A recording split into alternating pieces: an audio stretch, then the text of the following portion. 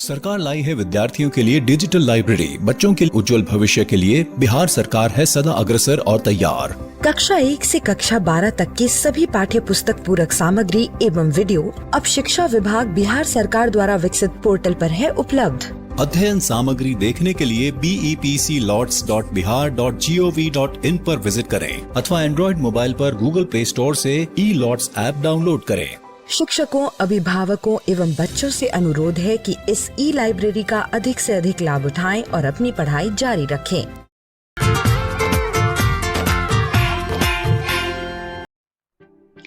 Hello दोस्तों, कैसे हो आप सब?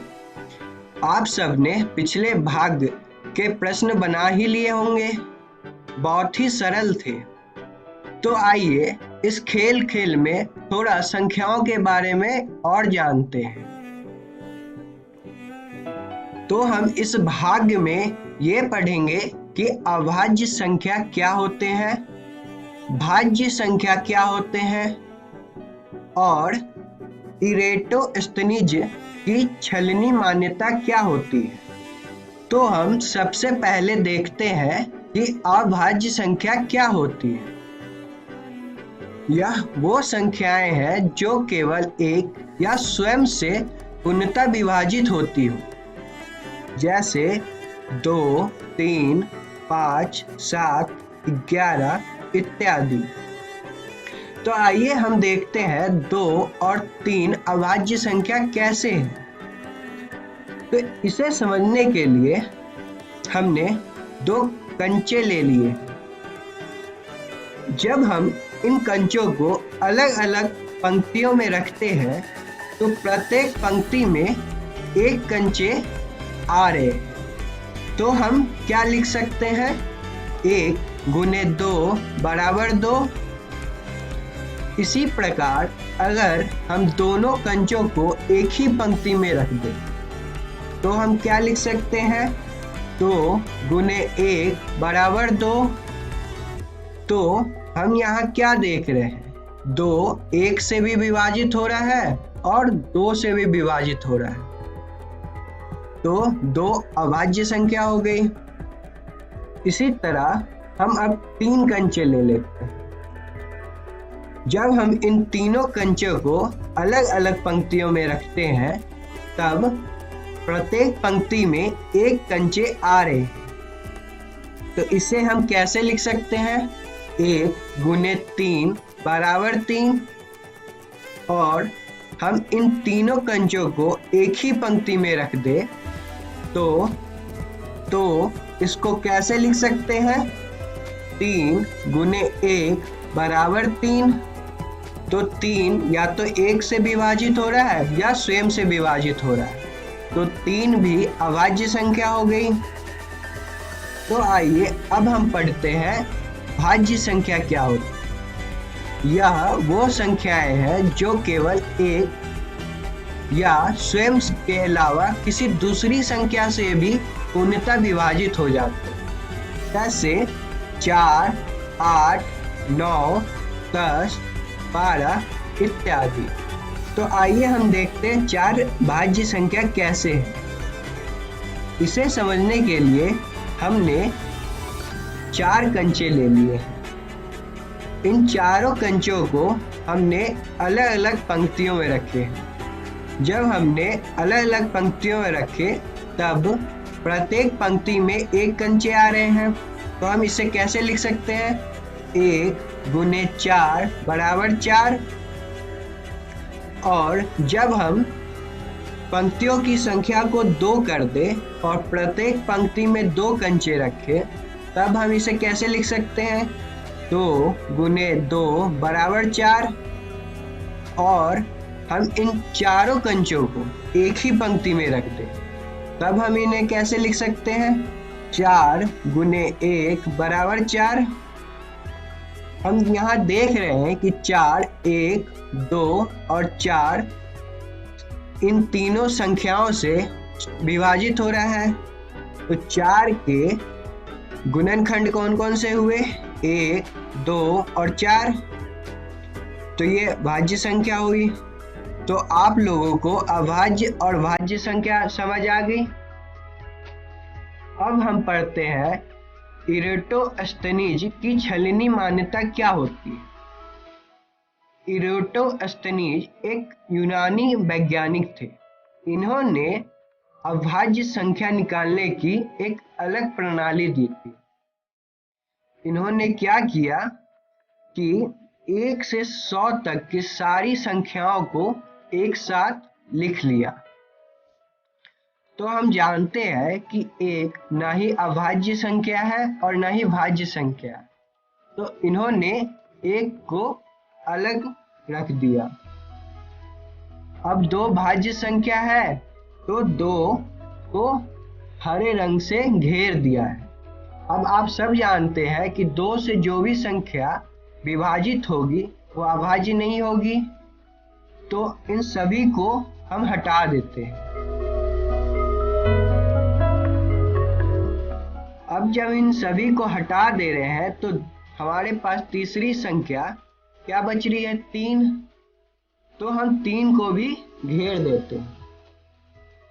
अब जो 2 से विभाजित हो रही थी वो भी अभाज्य नहीं होगी, जो संख्या 3 से विभाजित हो रही होगी वो भी अभाज्य संख्या नहीं होगी। तो हम उन सभी संख्याओं को फिर से हटा देते हैं। तो इन सभी को हटाने पे हमारे पास अब जो भी संख्याएं हैं वो तो या तो भाज्य होगी या अभाज्य होगी। तो हम अगले संख्या को लेते हैं। तो अगली संख्या 5 है, हम 5 को भी घेर दिए और 5 से विभाजित होने वाली सारी संख्याओं को फिर से हम हटा देते हैं। जब हटा दी तो अगली संख्या हमारे पास क्या आई, 7। अब फिर 7 को घेर देते हैं।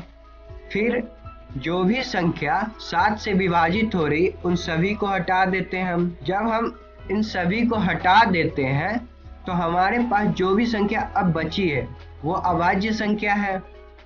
तो इन सभी को हम घेर देते हैं।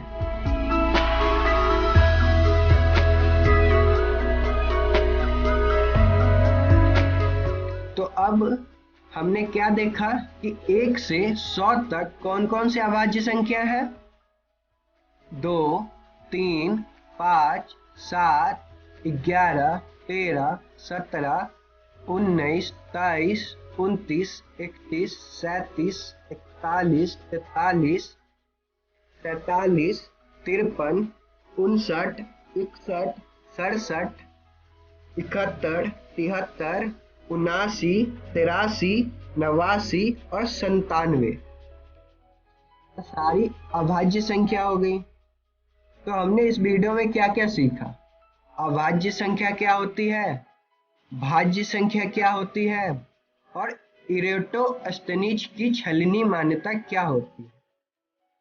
हम अगले वीडियो में पढ़ेंगे सम संख्या, विषम संख्या, अभाज्य संख्या, अभाज्य युग्म और अभाज्य त्रिक क्या होते हैं। तो आप लोग को जो भी आज पढ़ाया गया है इनके प्रश्न आप अपने पुस्तक से कल करके आएंगे। Thank you.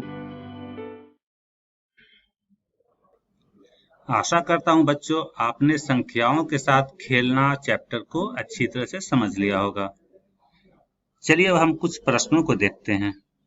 प्रश्न संख्या 1, एक अभाज्य संख्या है या भाज्य संख्या? ऑप्शंस हैं ए अभाज्य संख्या, बी भाज्य संख्या, सी ए और बी दोनों, या डी दोनों में से कोई नहीं। चलिए देखते हैं इसका सही उत्तर क्या होगा। सही उत्तर है ऑप्शन ए अभाज्य संख्या। प्रश्न 2, सबसे छोटा अभाज्य संख्या कौन सी है? ऑप्शंस हैं ए 3, बी 2, सी 1 या डी 5। चलिए देखते हैं इसका सही उत्तर क्या होगा। सही उत्तर है ऑप्शन बी 2। प्रश्न 3, कौन सी संख्या अभाज्य है? ऑप्शंस हैं ए 93, बी 59, सी 76 या डी 39। चलिए बच्चों देखते हैं इसका सही उत्तर क्या होना चाहिए। सही उत्तर है ऑप्शन बी 59। प्रश्न 4, कौन सी संख्या भाज्य है? ऑप्शंस हैं ए 47, बी 59, सी 73 या डी 28। चलिए अब देखते हैं इसका सही उत्तर क्या होना चाहिए। सही उत्तर है ऑप्शन डी 28। प्रश्न 5, 1 से 100 के बीच कुल कितनी अभाज्य संख्याएं हैं? ऑप्शंस हैं ए 25, बी 24, सी 26 या डी 27। चलिए देखते हैं बच्चों इसका सही उत्तर क्या होना चाहिए। सही उत्तर है ऑप्शन ए 25।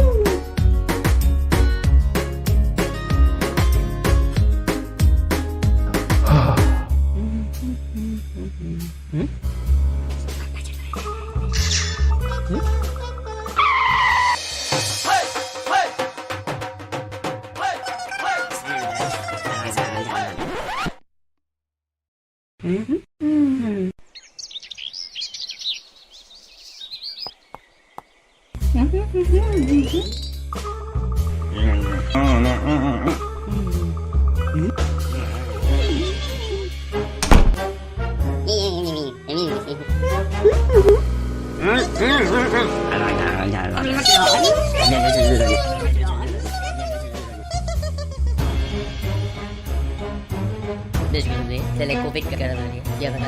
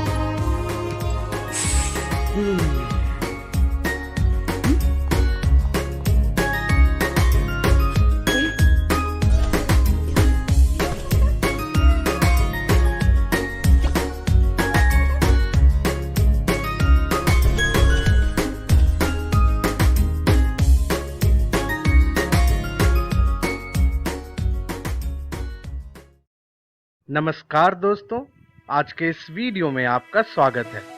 आज हम दशमलव भाग 2 के बारे में पढ़ेंगे। आज के इस वीडियो में हम सबसे पहले दशमलव संख्याओं का सरलतम भिन्न निकालना सीखेंगे। इसके बाद हम यह भी सीखेंगे कि दशमलव संख्याओं का 10, 100 और 1000 से किस प्रकार गुणन किया जाता है, और अंतिम में हम दशमलव संख्याओं का पूर्ण संख्याओं से गुणन करने की प्रक्रिया के बारे में सीखेंगे। तो आइए आज का पाठ्यक्रम शुरू करते हैं। सबसे पहले हम दशमलव संख्याओं का सरलतम भिन्न निकालना सीखें। जैसा कि आपको याद होगा, एक चॉकलेट का अगर हम 10 बराबर हिस्सा काटें और इसमें से अगर हम 2 हिस्से को लेते हैं तो उसे हम दशमलव संख्याओं में किस प्रकार लिखते हैं? जी हाँ, उसे हम 0.2 लिखेंगे।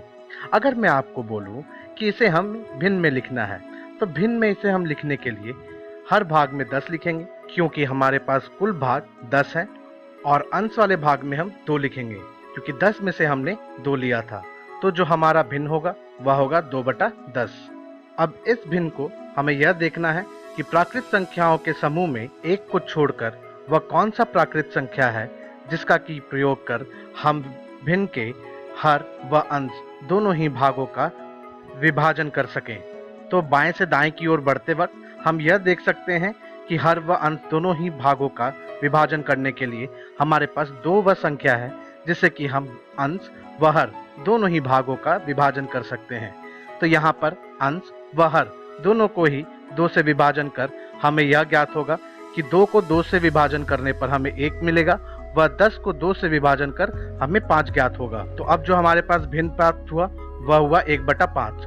अब प्राकृत संख्याओं के समूह में फिर से देखेंगे कि बाएं से दाएं की ओर बढ़ते वक्त वह कौन सा संख्या है जिससे कि हम नए भिन्न के हर व अंश दोनों ही भागों का विभाजन कर सकें। तो हम देखेंगे कि 1 को छोड़ कोई भी ऐसा प्राकृत संख्या नहीं है जिससे कि हम नए भिन्न यानी कि 1/5 का दोनों ही भाग हर व अंश दोनों को ही हम विभाजन कर सकें। तो इसी भिन्न को हम सरलतम भिन्न के नाम से जानते हैं।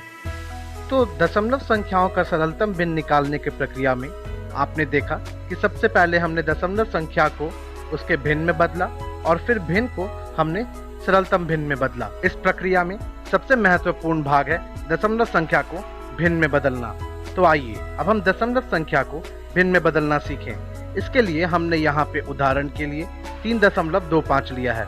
यहाँ पे दशमलव के बाद हमें दाईं तरफ यह देखना है कि दशमलव भाग में कितने अंक हैं। तो जैसा कि यहाँ पर 2 अंक हैं, तो भिन्न के हर भाग में हम 1 के बाद 2 शून्य लगा देंगे, तो वह हो जाएगा 100। अब हमारे दशमलव संख्या में दशमलव को छोड़कर जो अंक है उनको हम जैसे का तैसा अंश भाग में लिख देंगे। तो हमने लिख दिया 325। तो जो हमारा भिन्न हो गया वह हो गया 325/100। तो इस प्रकार हमने दशमलव संख्या को भिन्न में बदल दिया। ठीक इसी प्रकार 12.332 को भिन्न में बदलने के लिए हम दशमलव संख्या के बाद यह देखेंगे कि कितने अंक हैं। तो यहाँ पे कुल 3 अंक हैं, तो हम हर भाग में 1000 लिखेंगे। और जैसा कि हमारे पास दशमलव संख्या में 12.332 हैं, तो दशमलव छोड़ 12,332 हम अंश भाग में लिख देंगे। तो हमारे पास जो भिन्न प्राप्त होगा वह हो गया 12,332/1000। अब आपके लिए एक प्रश्न है कि 1.25 का सरलतम भिन्न कितना होगा। आप इसका उत्तर ज्ञात करिए और इस वीडियो के अंतिम में मैं आपको इसका उत्तर बताऊंगा और तब देखते हैं कि आपने सही उत्तर ज्ञात किया है या नहीं। आइए अब हम दशमलव संख्याओं का गुणन 10, 100 व 1000 से सीखें। तो सबसे पहले उदाहरण के लिए हमने यहाँ पे 5.12 को 10 से गुना करने के लिए लिया है। तो हम यहाँ पर दशमलव के स्थान से हम इस दशमलव संख्या को लिख लेंगे। तो यहाँ पर कुछ इस तरीके से हम 5.12 को लिखेंगे। अब 10 में हमें यह देखना है कि कितने शून्य हैं। तो यहाँ 1 शून्य है, तो हम दशमलव संख्याओं के सारे अंकों को एक एक कदम बाएं की तरफ बढ़ाएंगे। तो 5 को एक कदम बाएं की तरफ बढ़ाएंगे, फिर 1 को भी बाएं कदम बढ़ाएंगे, फिर 2 को भी एक कदम हम बाएं की तरफ बढ़ाएंगे और अंतिम में जो हमें उत्तर ज्ञात होगा वह कुछ 51.2 ज्ञात होगा। तो हम कह सकते हैं कि 5.12 गुना 10 हमारे पास 51.2 होगा। ठीक इसी प्रकार अगर मैं 5.12 को 100 से गुना करता हूँ, तो यहाँ पर हम देख सकते हैं कि 100 में कुल 2 शून्य हैं, तो हमें बाएं की तरफ 2 कदम बढ़ने होंगे। तो सारे अंकों को बाएं की तरफ 2 कदम बढ़ाने पर जो हमें उत्तर ज्ञात होगा 512 कुछ भी नहीं। तो कुछ भी नहीं के लिए हम शून्य का प्रयोग करते हैं और दशमलव के बाद अगर शून्य है तो उसे हम नहीं लिखेंगे। तो हमारे पास जो उत्तर होगा वह 5.12 गुना 100 का उत्तर होगा 512। अब जैसा कि मैंने आपसे एक सवाल पूछा था कि 1.25 का सरलतम भिन्न कितना होगा, तो सबसे पहले 1.25 को अगर आपने 125/100 लिखा है और फिर उस दोनों को 25 से विभाजन कर अगर आपने 5/4 लिखा है और अगर आपका उत्तर 5/4 है तो आप बिल्कुल सही हैं। आइए अब हम दशमलव संख्याओं का गुणन एक पूर्ण संख्या से सीखें। सबसे पहले अगर मैं 2 पूर्ण संख्याओं को गुना करूं, जैसा कि उदाहरण के लिए मैंने लिया है 21 गुना 8, तो 21 गुना 8 का उत्तर क्या होगा। इसके लिए हम 8 को पहले 1 से गुना करेंगे तो उत्तर आएगा 8, फिर 8 को 2 से गुना करने पर 16, तो उत्तर हो गया 168। अब इसी प्रकार अगर मैं आपसे पूछूं कि 2.1 गुना 8 का उत्तर कितना होगा, तो इसके लिए हम 21 गुने 8 के उत्तर का प्रयोग करेंगे। तो हम सबसे पहले मालूम है कि 21 गुने 8 का उत्तर 168 होगा, तो हम यहाँ भी उत्तर में 168 लिख लेंगे। अब इसके बाद हमें यह देखना है कि दशमलव के बाद कितने अंक हैं। तो यहाँ हम देख सकते हैं कि दशमलव भाग में कुल 1 अंक है, तो उत्तर में दाएं से बाएं की तरफ बढ़ते वक्त हम 1 अंक के बाद यहाँ पर हम दोनों अंकों के बीच दशमलव लगा देंगे। तो इस प्रकार हम कह सकते हैं कि 2.1 गुना 8 का उत्तर हुआ 16.8। ठीक इसी प्रकार 9 गुना 1.72 का उत्तर भी हम 9 गुना 172 का उत्तर से कर सकते हैं। तो जैसा कि हमें मालूम है कि दशमलव के बाद 2 अंक हैं, तो हम दशमलव भाग के 2 अंकों के लिए हम उत्तर में दाएं से बाएं की तरफ 2 अंकों के बाद दशमलव लगा देंगे। तो 9 गुना 172 का उत्तर होता है 1548। तो 9 गुना 1.72 का उत्तर होगा 15.48। तो यही हमारा उत्तर होगा। अब आपके लिए एक सवाल है कि 2.5 गुना 8 का उत्तर कितना होगा। आप इसका उत्तर ज्ञात करिए और इसका उत्तर मैं आपको अगली वीडियो में दूंगा।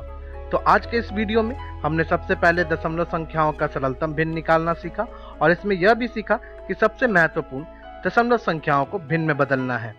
इसके बाद हमने यह भी सीखा कि दशमलव संख्याओं का गुणन 10, 100 और 1000 से किस प्रकार किया जाता है और इनसे गुणन के समय हम अंकों को बाएं की तरफ बढ़ाते हैं। और अंतिम में हमने यह भी सीखा कि दशमलव संख्याओं का पूर्ण संख्याओं से गुणन किस प्रकार किया जाता है। अब अपनी अगली वीडियो में हम सबसे पहले दशमलव संख्याओं से गुणन सीखेंगे और अंतिम में हम दशमलव संख्याओं के भाग के बारे में भी सीखेंगे। तो हम अपनी अगली वीडियो में मिलते हैं।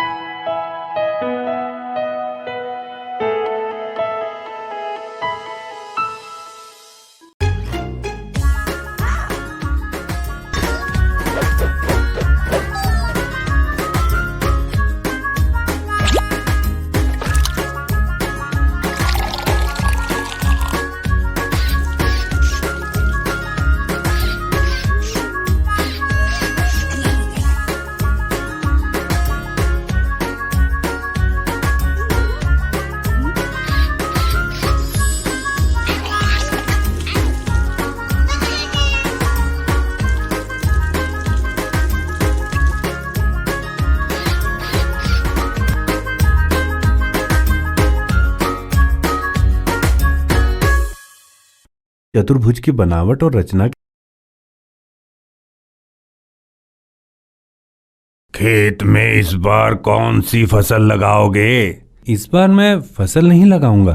फिर क्या लगाने वाले हो इस बार? फसल लगाने के बाद काफी इंतजार करना पड़ता है, इसलिए मैं सोच रहा हूँ कि इस बार सब्जियां लगाऊं। इसके लिए तो क्यारियां बनानी पड़ेंगी। हाँ, मुझे पता है, मैं इसमें चकोर क्यारियां बनाऊंगा।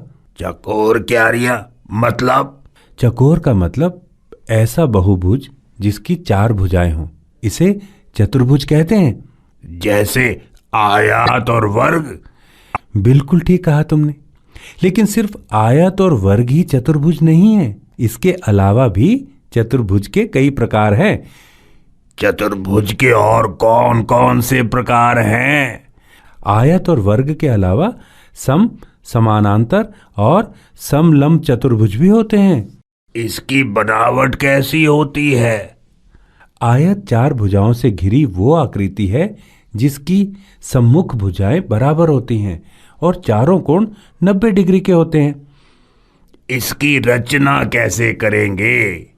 ज्यामिति बॉक्स के 2 30 degree, 60 degree, 90 degree set square को इस तरह रखने पर आयत की आकृति प्राप्त होती है। हम 4 सेंटीमीटर लंबी और 2 सेंटीमीटर चौड़ी आयताकार क्यारी कैसे बनाएंगे? इसके लिए हम पहले 4 सेंटीमीटर लंबाई का एक रेखाखंड खींचेंगे। चंद से रेखाखंड के दोनों छोर ए और बी पर 90 डिग्री का कोण बनाएंगे। इसमें हमें ए और बी पर लंब प्राप्त होगा। आयत की चौड़ाई के बराबर दूरी प्रकार से पैमाने पर मापकर दोनों लंब रेखा पर काटें। लंब रेखा के कटान बिंदु सी और डी को मिलाने से हमें ए, बी, सी, डी मिलता है। 5 सेंटीमीटर भुजा की वर्गाकार क्यारी कैसे बनाएंगे? इसके लिए भी आयत की रचना की विधि का प्रयोग करेंगे। वर्ग भी समान लंबाई चौड़ाई का आयत है। यानी इसकी लंबाई और चौड़ाई 5 सेंटीमीटर है। बिल्कुल ठीक। पहले 5 सेंटीमीटर का एक रेखाखंड ए बी खींचें। चांद से ए और बी दोनों छोर पर 90 डिग्री का कोण बनाओ।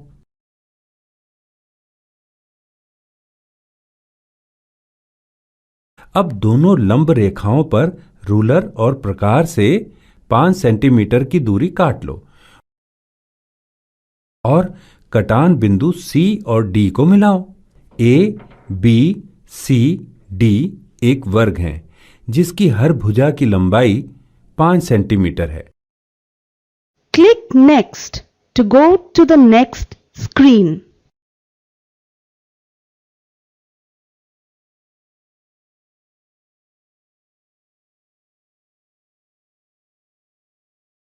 अब ये बताओ, समानांतर चतुर्भुज क्या है?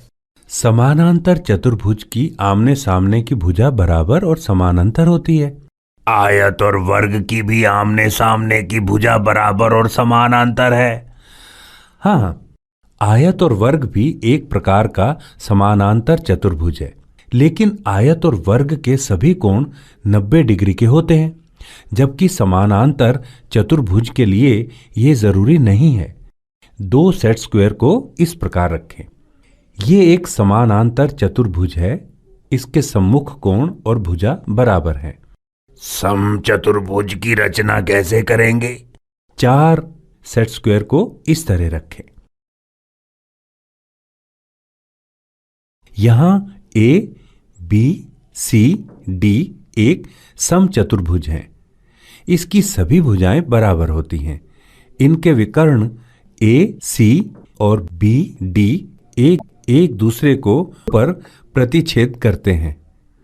ए ओ बराबर ओ सी और बी ओ बराबर ओ डी है। समचतुर्भुज के कौन कौन से गुण हैं? समचतुर्भुज की चारों भुजाएं और सम्मुख कोण बराबर होते हैं। इनकी सम्मुख भुजाएं समानांतर भी होती हैं। इसके अलावा इनके विकर्ण एक दूसरे पर लंब होती हैं और बराबर भागों में विभाजित करती हैं। समलंब चतुर्भुज की रचना कैसे करते हैं? 3 सेट स्क्वायर की मदद से हम समलंब चतुर्भुज की रचना कर सकते हैं। ये एक समलंब चतुर्भुज है। इसकी सम्मुख भुजाएं ए बी और सी डी समानांतर हैं। तुम चतुर्भुज की बनावट और रचना के बारे में समझ गए। खेतों की जुताई भी हो गई। चलो अब घर चलते हैं। कल आकर इसमें क्यारियां बनाएंगे। हाँ ठीक है, चलो। Click Next to go to the next screen. सारांश। 4 भुजाओं वाले बहुभुज को चतुर्भुज कहते हैं। आयत एक ऐसा चतुर्भुज है जिसकी सम्मुख भुजाएं बराबर और समानांतर होती हैं और चारों कोण समकोण होते हैं।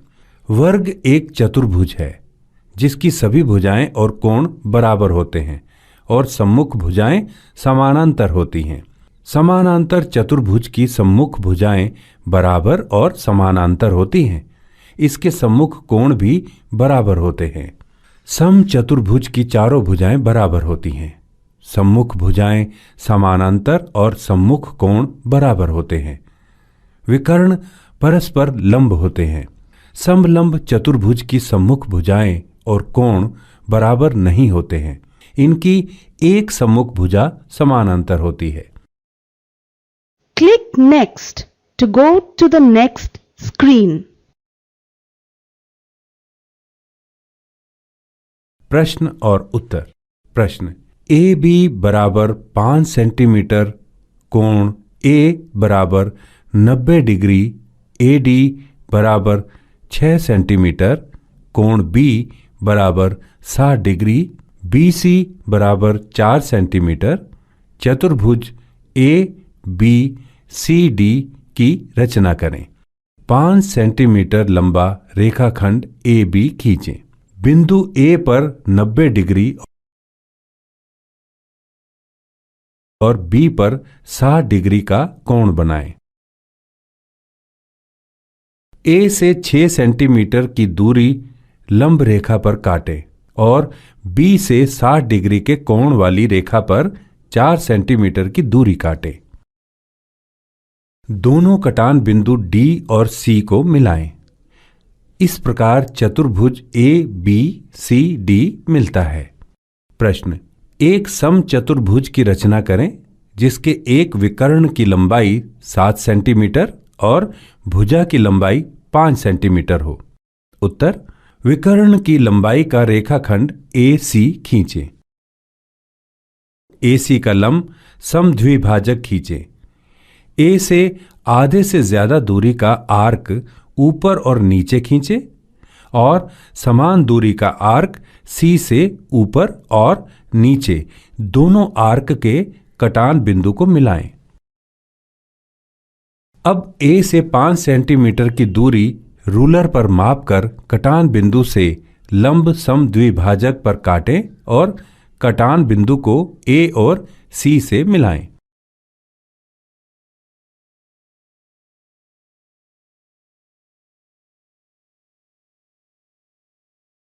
इस तरह हमें 5 सेंटीमीटर लंबाई का समचतुर्भुज A B C D मिलता है। प्रश्न, आयत एक विशेष प्रकार का समानांतर चतुर्भुज है, कैसे? उत्तर, A B C D एक आयत है। AB बराबर CD और BC बराबर AD। AB समानांतर CD और BC समानांतर AD। कोण A बराबर कोण B बराबर कोण C बराबर कोण D बराबर 90 डिग्री। आयत ABCD में सम्मुख भुजा AB DC और AD BC बराबर और समानांतर हैं। इसके सम्मुख कोण AC और BD भी बराबर हैं। इसलिए आयत ABCD एक समानांतर चतुर्भुज है। प्रश्न, वर्ग एक विशेष प्रकार का समचतुर्भुज है, कैसे? उत्तर, ABCD एक वर्ग है जिसमें AB बराबर BC बराबर CD बराबर DA, कोण A बराबर कोण B बराबर कोण C बराबर कोण D बराबर 90 डिग्री। इसकी चारों भुजाएं और सम्मुख कोण बराबर है। साथ ही दोनों विकर्ण एक दूसरे का लंब समद्विभाजक हैं। इसलिए वर्ग A B C D एक समचतुर्भुज है।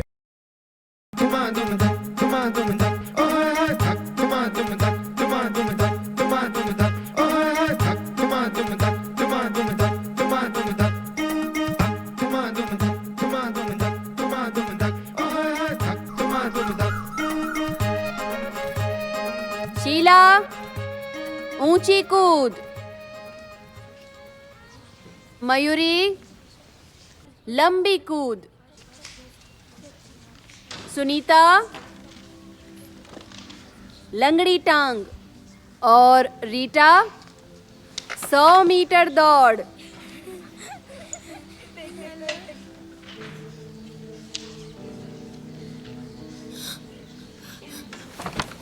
चलो बच्चों। अरे रीता, चल।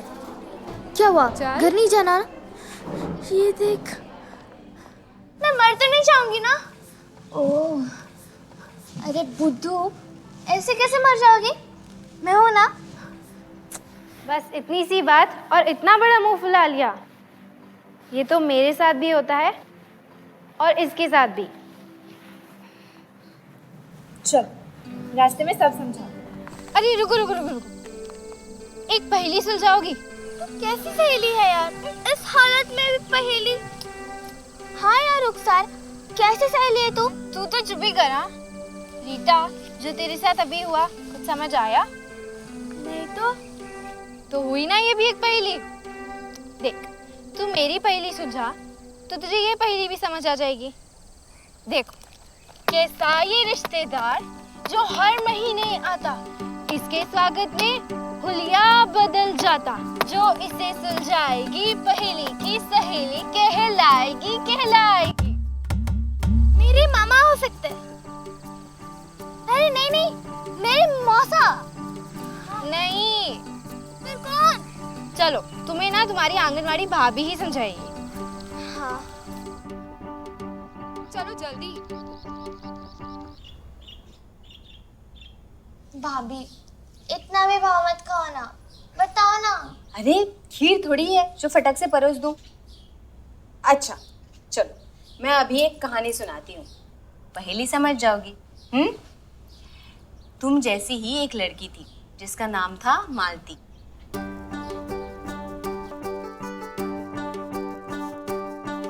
मालती रोज अपनी सहेलियों के साथ स्कूल जाती और हंसते खेलते घर वापस आती। एक दिन जब वह घर से बाहर ही नहीं निकली, तब माँ ने पूछा, क्या हुआ बेटी?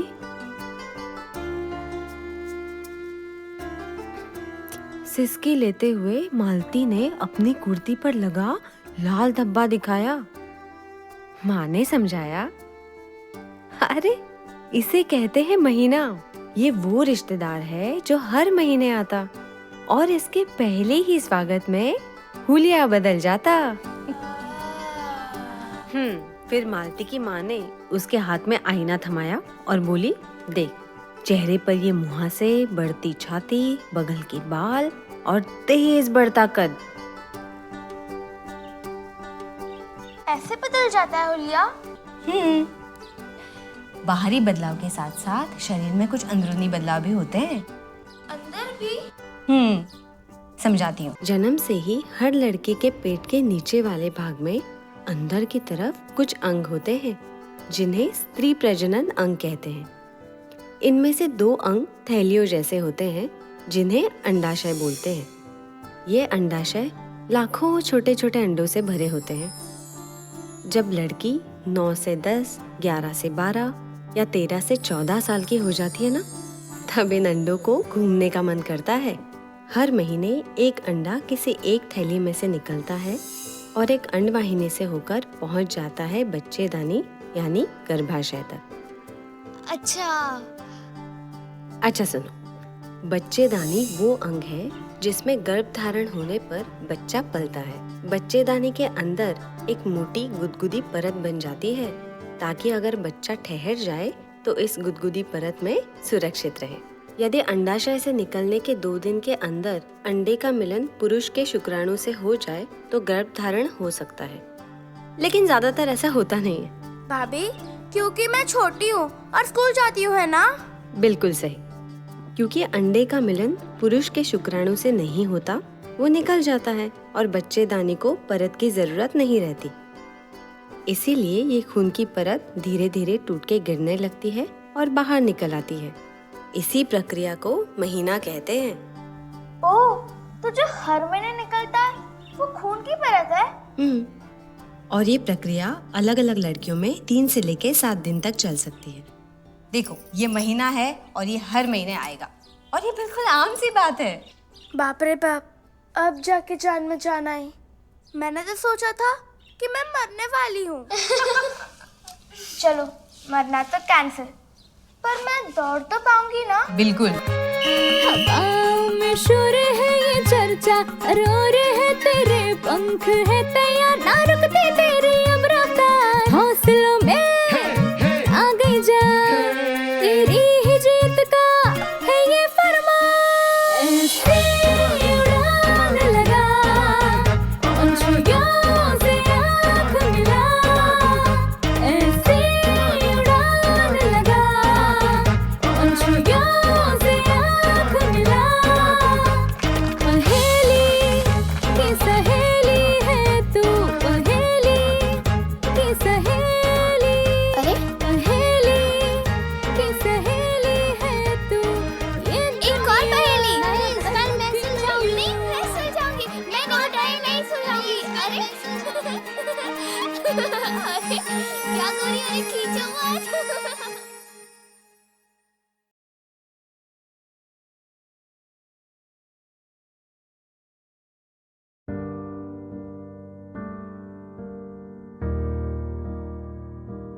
राजू जरा इधर आना। चाचा प्रणाम। प्रणाम। ये बताओ कि स्कूल से ड्रेस का पैसा मिला कि नहीं? मिल गया, पिछले हफ्ता मिल गया। और छात्रवृत्ति? चाचा वो तो अब खाता में ही चला आता है। अरे वाह, ये सब तो इसको खूब पता है। पर ये पता है तुम्हारा लड़का स्कूल में काका सीखता है? ये हंसने का नहीं, सोचने का वक्त है। सिर्फ बैट हाथ में दे देने से कोई सचिन नहीं बन जाता। उसी तरह ड्रेस सिलवाकर पहनाकर स्कूल भेज देने से पिंटू होनहार नहीं बन जाएगा।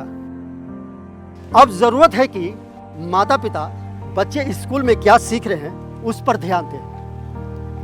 तभी वक्त के साथ ये भी आगे बढ़ेंगे और हम भी। चाचा हम तैयार हैं, क्या आप तैयार हैं? आइए हम मिलकर अपने बच्चों के भविष्य को एक नई उड़ान दें। आज हम पूछेंगे तो कल ये सीखेंगे।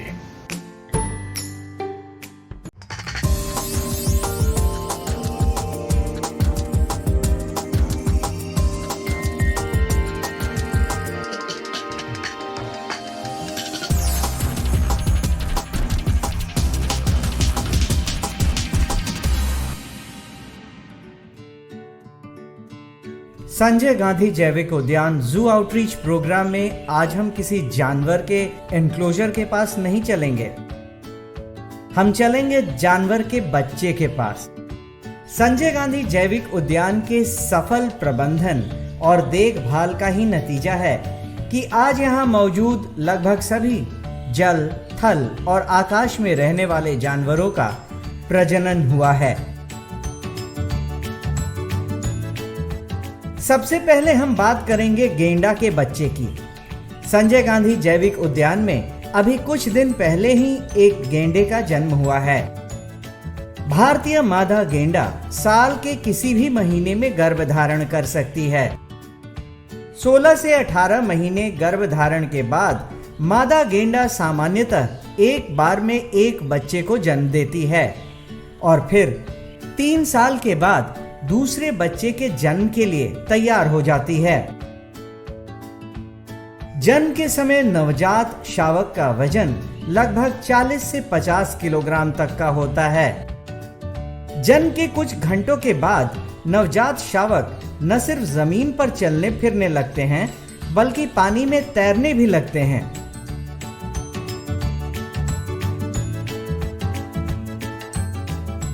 नर भारतीय गेंडा लगभग 10 साल की उम्र में प्रजनन योग्य हो जाते हैं। वहीं मादा गेंडा 9 से 10 साल की उम्र में प्रजनन योग्य होती है। बच्चे को संभालने का काम मादा गेंडा करती है, जबकि नर गेंडा अपने आधिपत्य क्षेत्र की रक्षा करता है।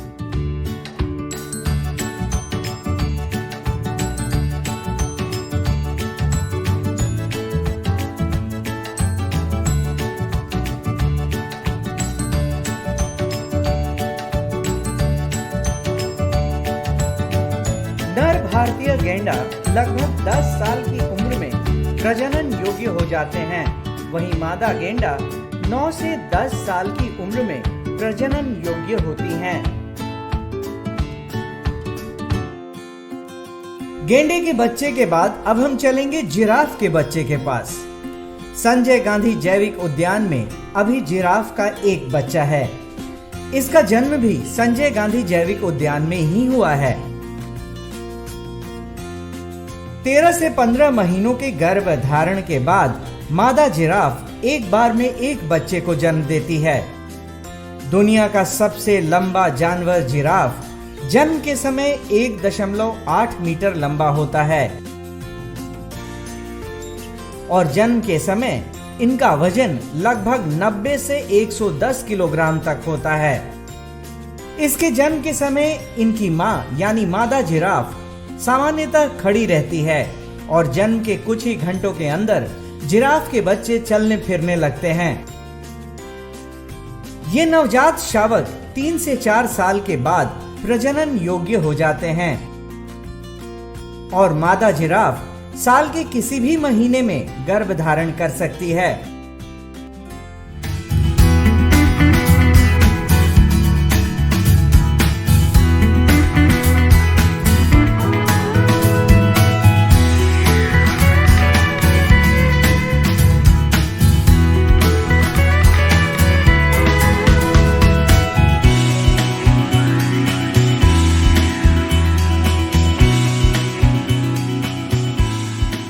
जिराफ के बच्चे के बाद अब हम बात करेंगे भालू के बच्चे की।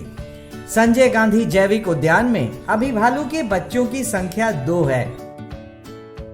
दोनों बेहद चंचल, चालाक और स्वस्थ हैं। मादा भालू साल के किसी भी महीने में गर्भधारण कर सकती है। लगभग 7 महीने यानी 210 दिनों के गर्भधारण के बाद मादा भालू एक बार में 3 से 4 बच्चों को जन्म देती है, जो देखने में बेहद खूबसूरत लगते हैं।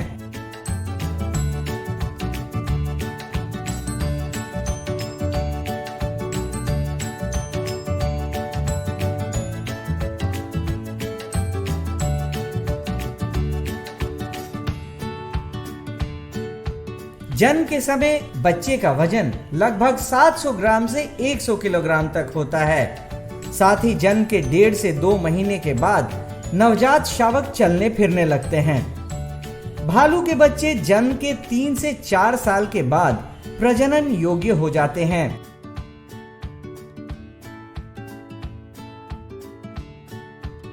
किसी भी जू के सक्सेस का उसका जो मैनेजमेंट का पैरामीटर है वो उसके ब्रीडिंग से देखा जाता है।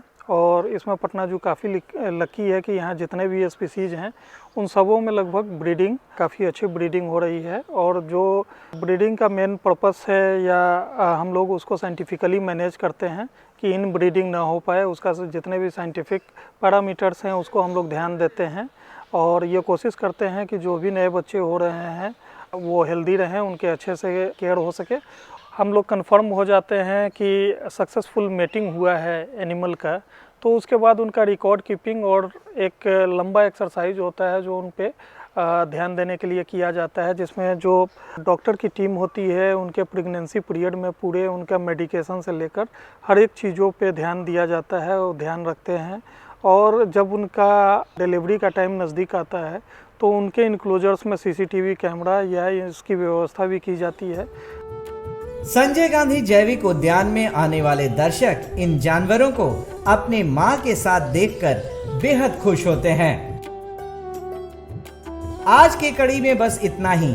कल फिर मिलेंगे पटना जू शो में एक नए एनक्लोजर के पास एक नए जानवर के साथ। तब तक के लिए नमस्कार।